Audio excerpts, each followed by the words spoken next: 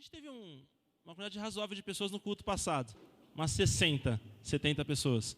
Ontem tinham 85 adultos aqui ouvindo a Estela falar sobre como tratar os filhos, como dirigir uma família e tudo mais. Eu cheguei a pensar, a igreja, às vezes a mensagem da igreja alcança mais pessoas no trabalho social do que no culto de domingo. A Estela pregou para 65 no domingo passado e falou para 85 na ONG, na semana seguinte.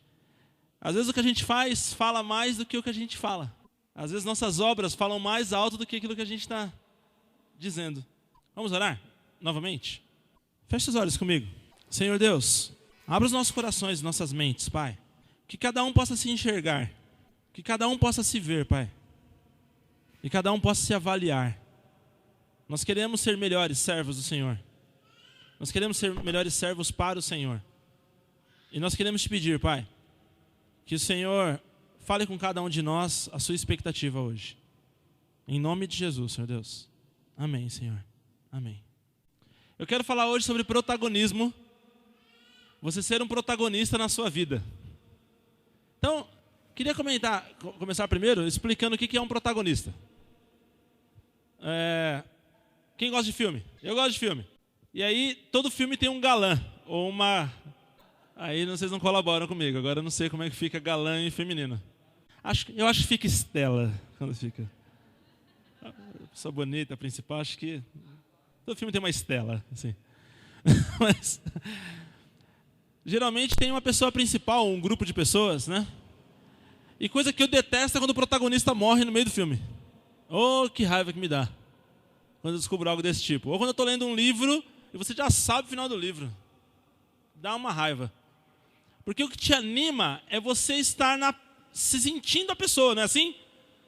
A Nicole, quando leu os Jogos Vorazes, achou que ia sair com um arco na rua. Mas eu não... eu sei pessoas aqui que quando ouvem Racionais acham que são bandidos. E por aí vai. E aí já começa. Eu vejo meninas no metrô, às vezes, que estão ouvindo funk eu nem ia falar de funk, não sei porque eu entrei em funk hoje, mas dá a impressão que ela se sente bandida quando ela está ouvindo aquilo. Fala, hoje eu estou bandida, hoje eu estou... Mas o protagonista seria o personagem principal da história. Aquele que a história roda em torno dele. Esse é o protagonista, aquele que dirige a história. É o principal da história. Então tudo aquilo que a história faz, escreve, acontece é sobre ele. Quem não é protagonista é o quê? Coadjuvante, ou, como eu mais gosto de falar, porque tem dois tipos.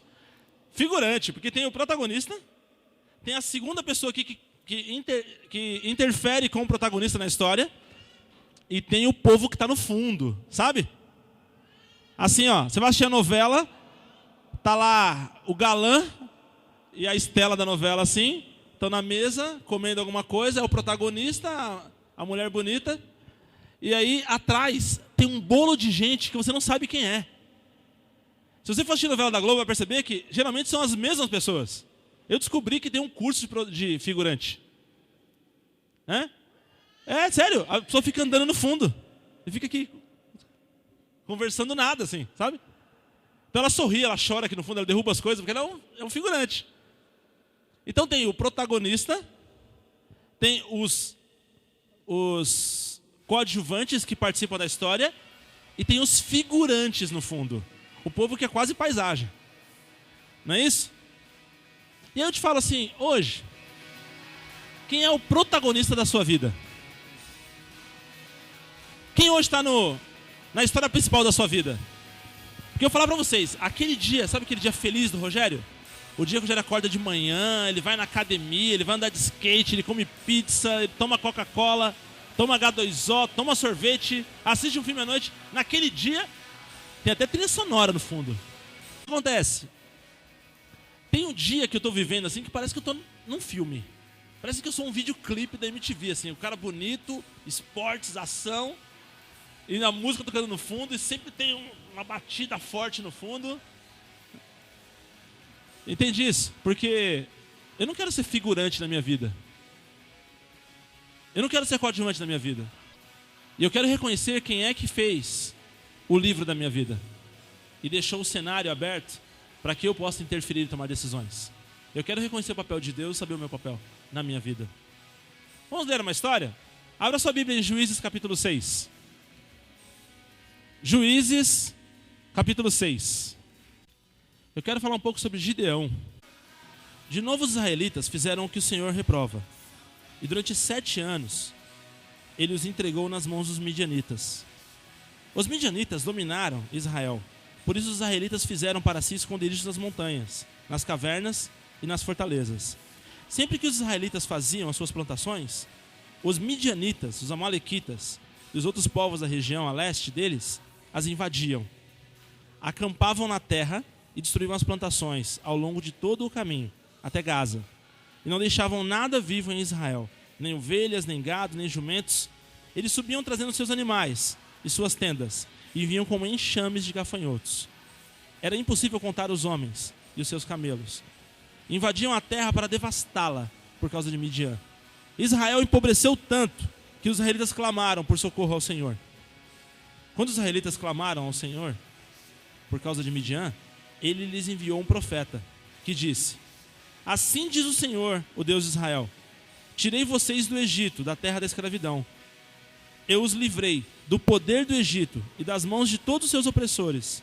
Expulsei-os e dei a vocês a terra deles. E também disse a vocês: eu sou o Senhor, o seu Deus. Não adorem os deuses dos amorreus, em cuja terra vivem. Mas vocês não me deram ouvidos. Então, dando um pouco de contexto, dando um pouco de cenário para a história que está acontecendo. Imagina que é uma história, é um filme acontecendo aqui. Israel, todo o território de Israel, com as suas tribos separadas, haviam as plantações, os gados, o povo estava ali morando. Esse povo de Israel começou a adorar Baal, o deus dos amonitas. Baal era um deus com formato de mosca. E eles estavam lá adorando Baal. Baal pedia sacrifício de crianças. Baal pedia morte de mulheres. Eles estão lá adorando Baal. E Deus deixou muito claro que não era para adorar os deuses das nações onde eles iriam entrar. E alertou sobre os amonitas. Sobre os amorreus. E durante 7 anos, Deus permitiu que os amonitas entrassem na terra e devastassem a terra. Então imagina o seguinte: Israel está plantando suas colheitas. E aí de repente chegam os amonitas e destroem tudo. Chegam com animais, com tendas, montam, roubam a plantação, roubam os gados. Tudo que tiver de riqueza e poder e valor eles roubam. E deixam Israel morrendo de fome. Sem alimento, sem bem, sem nada. Isso aconteceu durante 7 anos. E aí que aconteceu o quê? Que alguns israelitas tementes a Deus começaram a invocar o nome do Senhor. E começaram a pedir para Deus os livrar dos amonitas. E aí o que acontece aqui? Eles estão clamando. Então no versículo 11, então o anjo do Senhor veio e sentou-se sob a grande árvore de Ofra, que pertencia ao Abiesrita Joás. Gideão, filho de Joás, estava malhando trigo num tanque de prensar uvas, para escondê-lo dos midianitas. Então o anjo do Senhor apareceu a Gideão e lhe disse: o Senhor está com você, poderoso guerreiro. Então, debaixo do carvalho de Ofra, muito conhecido em Israel, aparece o anjo do Senhor. Senta debaixo do carvalho. Do lado do carvalho tinha um tanque de prensar uvas, de pisar uvas, um lagar. E Gideão, filho de Joás, ele estava pegando trigo e estava batendo o trigo lá. Não era época de uvas. Ninguém iria entrar lá para roubar uvas. Ele estava batendo trigo e tirando cevada. O que se faz com cevada? Não, cevada você come, faz trigo. Não é cerveja que faz cevada. Eu não sei que crente que tem nessa igreja, meu Deus. Se o meu faz com cevada, eles fazem cerveja. Meu Deus, hein? Quem é o discipulador desse cara aqui? Mas ele estava lá batendo e tirando cevada. E cevada naquela época era um cereal de baixa qualidade. Cevada era um cereal barato. Não era tão valorizado. E era usado para fazer o quê? O que era usado para fazer, gente? Pão, bolo. Entendeu agora? Entendeu agora? E aí o que acontece? Gideão, com medo dos midianitas virem roubar o trigo, a cevada que ele estava extraindo, ele se escondeu num tanque de lavar uvas, de pisar uvas. E aí ele estava lá tirando a cevada, com medo dos midianitas. E apareceu o anjo do Senhor e falou para ele: então não tema, corajoso guerreiro. Ele chamou ele do que, igreja? Corajoso guerreiro. Vamos ver se ele é corajoso guerreiro? Poderoso guerreiro. Alguma tradução diferente aí? Homem valoroso. Deixa eu ver aqui. 12. Varão valoroso, ó. Parece aquele crente falando, né? Ô, varão valoroso, não tenha medo. Aí olha o que ele diz aqui. Ah, Senhor. Gideão respondeu: se o Senhor está conosco, por que aconteceu tudo isso? Onde estão todas as suas maravilhas que os nossos pais nos contam quando dizem: não foi o Senhor que nos tirou do Egito? Mas agora o Senhor nos abandonou e nos entregou nas mãos de Midian. O Senhor se voltou para ele e disse: com a força que você tem, vá libertar Israel das mãos de Midian. Não sou eu quem o está enviando? Vem aqui, gente. Primeira observação. Gideão era só um figurante na história de Israel. Valente herói. Bonito isso, hein? Gideão era só um figurante na história de Israel. Ele só passava por lá. Ele não tinha protagonismo. Ele não tinha relevância na história de Israel. E Deus aparece para ele, o anjo do Senhor aparece do lado dele e chama ele de corajoso, de valente ou de guerreiro. E a primeira coisa que ele fala para Deus: ah, se o Senhor realmente... Olha como é que começa a frase dele. E Deus fala para ele: vai na sua força que eu vou libertar Israel. Entende? É uma questão de perspectiva. Como é que você se vê? Gideão se via como alguém com medo de Midian, dos midianitas, escondido. Deus chama ele de valente, corajoso, guerreiro. Gideão estava duvidando de Deus, colocando dúvida em relação ao poder e à vontade de Deus. O que Deus responde para ele? Vai na sua força que eu vou livrar Israel. Se acontece com você, Deus falasse para você: eu vou livrar hoje o Brasil da pobreza, da falta de emprego, da corrupção. Você. O que você responderia para ele? Ah, Senhor, se o Senhor realmente amasse o Brasil, se as profecias que o Senhor falou sobre o Brasil fossem verdade, a gente não estava hoje com toda essa situação de roubo nas ruas, de corrupção acontecendo, desvalorização, de pobres sendo esmagados, de escravidão infantil no Nordeste, de espancamento de mulheres nas casas.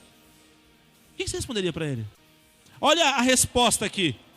Ah, Senhor, respondeu Gideão, como posso libertar Israel?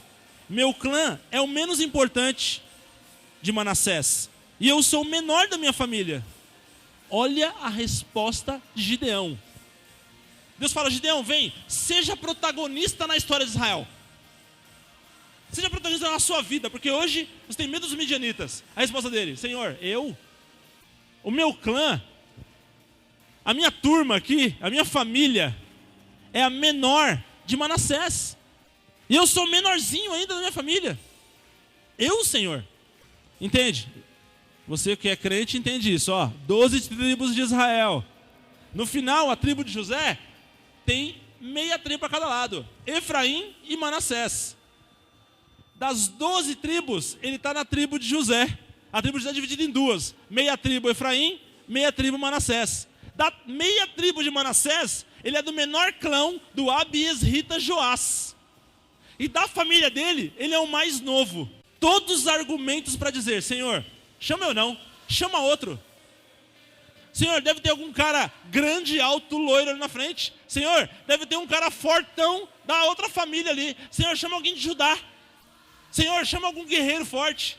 Senhor, eu tenho tanto medo que eu estou escondido onde pisa a uva para bater trigo. Resposta de Deus para ele: eu estarei com você, respondeu o Senhor. E você derrotará todos os midianitas como se fossem um só homem. Derrotará todos os midianitas como se fossem um só homem. Percebe, igreja? A mudança na sociedade depende de pessoas que tenham coragem de assumir o que Deus chamou elas para fazerem e serem protagonistas no seu tempo. Não depende de ser corajoso, forte, bonito, rico, treinado. Não depende de nada disso. Depende que o seu coração esteja voltado para os que precisam e você tenha coragem de fazer o que Deus te chama para fazer. Vamos lá ver o que Gideão responde para Deus de novo. Versículo 17, Gideão prosseguiu: se de fato posso contar com o teu favor, dá-me um sinal. Ó, isso é um cara de coragem e fé, né? É nada. Falciane total. Porque ele, além de não acreditar no que Deus está dizendo, ele não acredita que Deus tem amor por Israel. Ah, se é o Senhor mesmo que fez tudo isso lá no Egito, por que estamos passando por isso hoje? Como assim, Gideão? Está tirando? Sou eu, Gideão, Senhor, estou aqui. Não, mas eu, menorzinho da minha tribo, Gideão, aqui, eu vou livrar Israel por você. Aí, olha só, Gideão respondeu: se de fato posso contar com o teu favor, me dá um sinal. Olha só, se Deus fosse engraçadinho, eu colocava um semáforo na frente dele, um sinal, tá aqui. Mas olha só, Deus ainda ouviu o que ele disse. Me dá um sinal de que és tu que está falando comigo. Peço-te que não te vás embora, até que eu volte e traga a minha oferta e a coloque diante de ti. Olha só, Deus, se é o Senhor mesmo falando comigo, espera aqui debaixo do carvalho, que eu vou lá pegar uma oferta e já trago para o Senhor. Imagina isso. Deus trocando uma ideia com você: vou libertar o Brasil por você, vou mudar o mundo por você. Senhor, espera aqui que eu vou lá no Sonda sacar uma oferta e trago para o Senhor. O que ele falou foi quase isso. Tudo bem que a oferta na época foi uma coisa diferente. Senhor, eu vou lhe sacar o meu dízimo no caixa 24 horas. E a fila do Sonda é demorada, Senhor. E daqui a pouco eu volto para trazer minha oferta para o Senhor. Tenha paciência, Senhor. E o Senhor respondeu: esperarei até você voltar. Oh, Deus paciente, hein?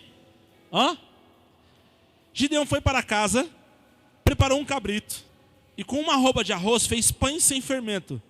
Pôs a carne num cesto e o caldo numa panela. Trouxe-os para fora e ofereceu-os a ele sob a grande árvore. E o anjo do Senhor lhe disse: apanha a carne e os pães sem fermento, ponha-os sobre essa rocha e derrame o caldo. Gideão assim o fez. Com a ponta do cajado que estava em sua mão, o anjo do Senhor tocou a carne e os pães sem fermento. Fogo subiu da rocha, consumindo a carne e os pães. E o anjo do Senhor desapareceu. Quando Gideão viu que era o anjo do Senhor, exclamou: ah, Senhor soberano, viu o anjo do Senhor face a face. Só na hora que ele viu que saiu fogo da pedra e consumiu a carne e os pães, ele falou: era Deus. Gente, parece novela das 7, não é possível isso. O cara não acredita nunca. E o que é o pior? Esse cara, Deus usou para libertar Israel. Só passar alguns versículos com vocês. Olha só, quando ele falou isso, olha o versículo 23. Disse-lhe, porém, o Senhor: paz seja com você, não tenha medo, você não morrerá. Ele ainda estava com medo. Você acha que o Senhor vai falar não tenha medo para alguém que não tem medo? Versículo 24. Gideão construiu ali um altar em honra ao Senhor. Ele deu este nome: o Senhor é paz. Até hoje o altar está em Ofra. Gente, a gente fica pensando: como seria ser protagonista da nossa própria vida? Eu quero que vocês vejam um vídeo. Lógico que o projetor não está aqui hoje, mas eu vou compartilhar com vocês na internet e vocês vão baixar aí o vídeo que eu vou passar no grupo da GNF. Ser protagonista da sua vida é uma questão de perspectiva. Sabe perspectiva? Eu tenho um carro, e meu carro ele é assim, e ele vai daqui até aqui mais ou menos. Só que se eu olho ele de longe, eu vejo ele assim, Entende isso? Como que você se vê? Como é que você olha para você? Ser protagonista ou um figurante é uma questão de perspectiva. E vou falar mais, igreja. Fábio, tia Linda, atenção aqui. Vou falar mais. É uma questão de posicionamento. Eu sei que a menina do vídeo, ela tentou ser protagonista à força, né? Ela nem era figurante, entrou com os figurantes e tentou ainda assim ser protagonista. Ela queria pegar o galã e colocar a mão no rosto do galã e participar da cena. Então, essa é a maneira errada de ser protagonista. Sabe qual é a maneira certa? Você reconhecer que Deus fez o livro da sua vida e te deu liberdade para dirigir essa história. Só que um alerta: se você não for protagonista na sua vida, alguém é. Entende isso? Se você não dirigir o rumo da sua vida, alguém dirige por você. Nenhuma história fica sem um escritor. Se você não estiver dirigindo, ou os seus pais, seus amigos, namorado, namorada, patrão, o grupo de pessoas do seu bairro, alguém está dirigindo a sua vida. Alguém está ditando que hora você acorda, que hora você vai dormir e o que você faz na sua vida. Alguém direciona quanto tempo você dedica para cada coisa. Se você não dirigir, alguém está dirigindo. E se você não viver o livro que Deus fez, você está vivendo o livro que o diabo fez para você. Só tem 2 livros escritos para você. O de Deus e o do diabo. E os 2, você tem a sua interferência. Nós temos que entender qual é o nosso papel nessa terra. Nós temos que entender o que Deus espera de nós e assumirmos o protagonismo da nossa vida. Ninguém deveria ditar a nossa vida. Ninguém deveria ditar a nossa vida. Eu acredito que pastores não se intrometem em todas as áreas, só naquilo que eles são chamados para dar a opinião deles. Teve uma pessoa da igreja defendendo para outra pessoa. Há um tempo atrás ele falou assim, você pode cobrar para mim? Logo no começo da igreja, eu deixei muito claro para todos os meus discípulos. Eu falei, esse não é um assunto da nossa alçada. O pastor existe para outras coisas.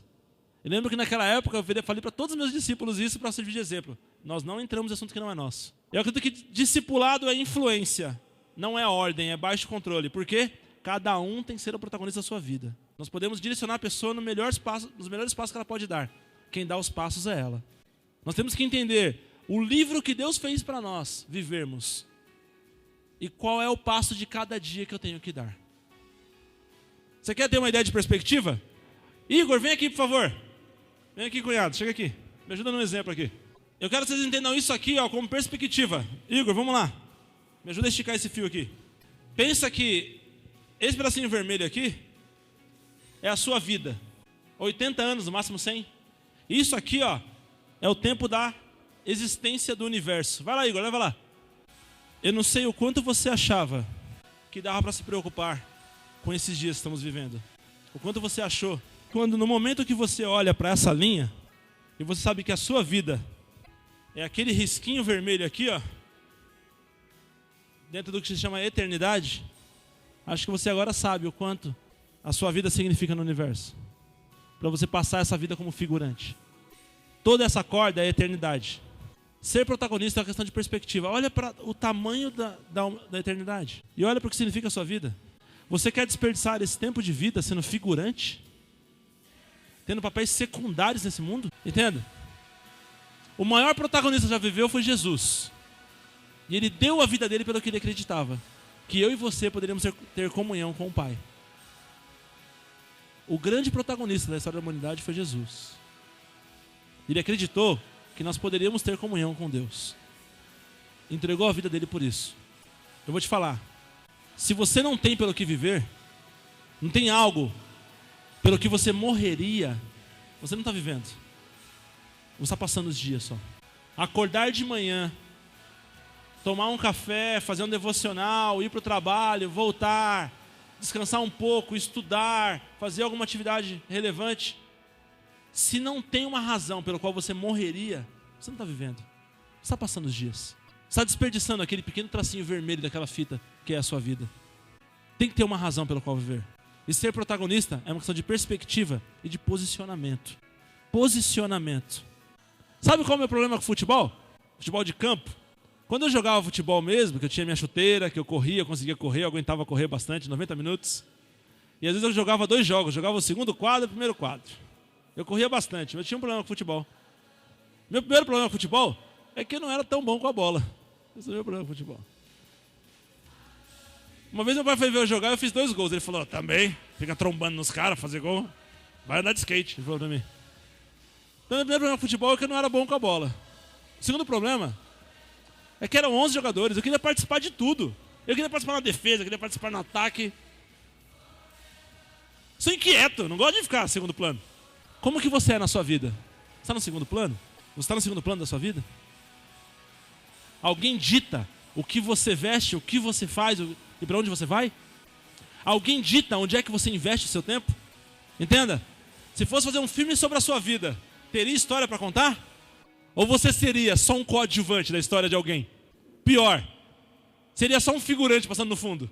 Que você assistiu a Malhação e a novela das 6 e já apareceu 2 vezes na semana. Só lá no fundo. Um tomando milkshake e outro andando pela calçada. Você tem que ter alguma coisa pelo qual você vive, pelo qual você morreria. Para que você não só acorde, vá dormir e passe os dias, sem alterar o rumo da humanidade. Amém? Feche seus olhos. Senhor Deus, nós rendemos a Ti, Pai, a nossa vida. E nós queremos pedir, Pai, que o Senhor nos dê claramente, Pai, o cenário e o enredo que o Senhor espera de nós. E o Senhor nos dê coragem, Pai, para nos posicionarmos como aquilo que queremos ser no futuro, como nos vemos no futuro. Você nos dê coragem, Pai, para sermos protagonistas da nossa história. E que a nossa vida tenha relevância. Pai, em nome de Jesus, nós te pedimos que o seu poder flua em nós, Pai.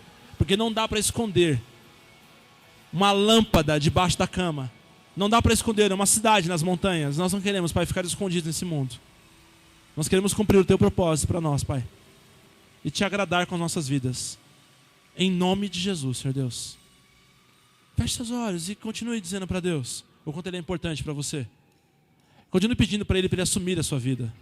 E hoje eu quero perguntar, se tem alguém hoje que quer reafirmar o seu compromisso com Jesus. Quer falar, Jesus, eu sou seu e não tenho te servido, eu quero te servir. Eu quero fazer o principal para o Senhor. Eu vou pedir para você ficar de pé no seu lugar para orar por você. Se você tem entendido que o protagonismo da sua vida é uma questão espiritual, você não tem conseguido ser protagonista, porque a sua vida está toda destruída.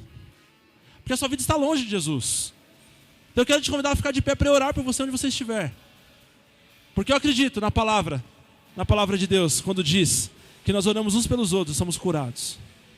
Eu acredito onde diz que a imposição de mãos dos homens de Deus faz sentido e transfere influência. Eu me vejo como homem de Deus e quero ter influência sobre a sua vida agora. Então se é o seu caso, fala, eu quero realmente ter uma nova caminhada com Deus. Eu quero reconhecer Jesus como meu Senhor e Salvador. E eu quero fazer a vontade dEle nessa terra. Pode ficar de pé no seu lugar que eu oro por você. Senhor Deus, eu coloco essas vidas nas suas mãos, Pai. Quero te pedir que em nome de Jesus, o protagonismo venha do seu Espírito Santo e altere a realidade do mundo que vivemos, Pai. Pai, nós não queremos que ninguém seja protagonista em nossas vidas. Nós queremos, Pai, seguir o seu enredo e sermos os protagonistas. Te honrar com tudo que temos, somos e viremos a fazer, Pai. Em nome de Jesus, Senhor Deus. Em nome de Jesus. Amém, Senhor. Amém. Amém, queridos? O Senhor é maravilhoso, porque o Senhor é bom em todo o tempo, ó Pai. E nós te pedimos, Senhor, uma unção de protagonismo sobre cada filho neste lugar, ó Pai. Que nós possamos sair nas ruas, hoje ainda, amanhã, no primeiro dia de trabalho, na faculdade, na escola, ó Pai, fazendo a diferença, levando o teu reino, sendo cumpridores da tua palavra, ó Pai, fazendo aquilo que ouvimos, não apenas guardando em nossos corações, ó Pai, mas que nós possamos ter atitudes práticas, ó Pai, de mudança ao nosso redor. Senhor, aumenta a nossa fé, que a gente não perca a fé, Senhor. Os dias são maus, mas a tua glória vem sobre as nossas vidas, a tua glória vem sobre o nosso trabalho, sobre a nossa família, sobre tudo que nós fazemos e colocamos a mão, papai. Que venha a tua glória, papai. É o que eu te peço, Senhor, em nome de Jesus. E que o amor de Deus Pai, a graça salvadora de nosso Senhor Jesus Cristo e o poder e o consolo do Espírito Santo de Deus esteja conosco hoje por todos os nossos dias. E a igreja diz amém. Aleluia.